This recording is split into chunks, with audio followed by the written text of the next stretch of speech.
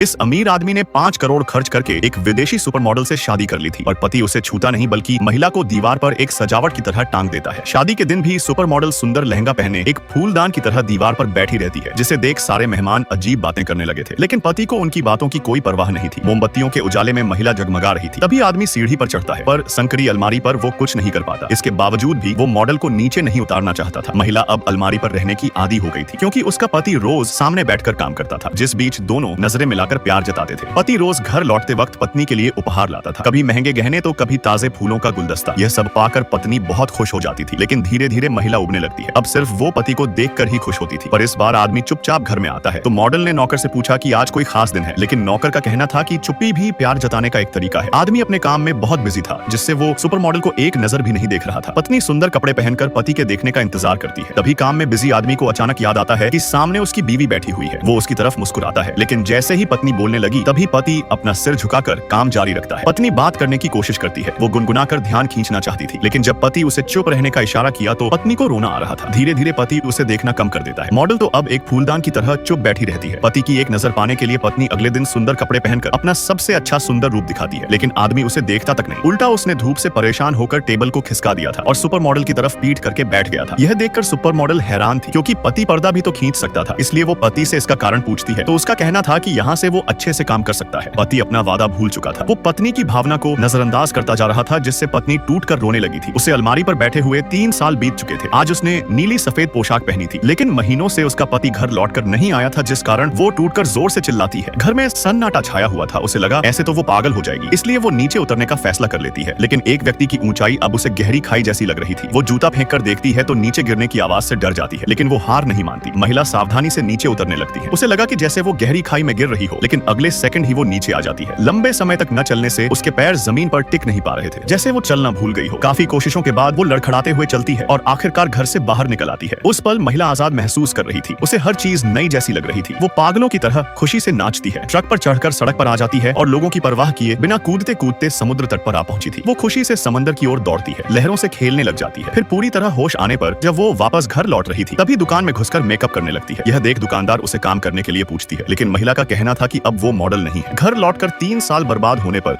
उसने गुस्से में अलमारी को तोड़ दिया था, लेकिन 1 साल बाद वो दुकान में फिर से फूलदान बनने का काम करने लगी थी।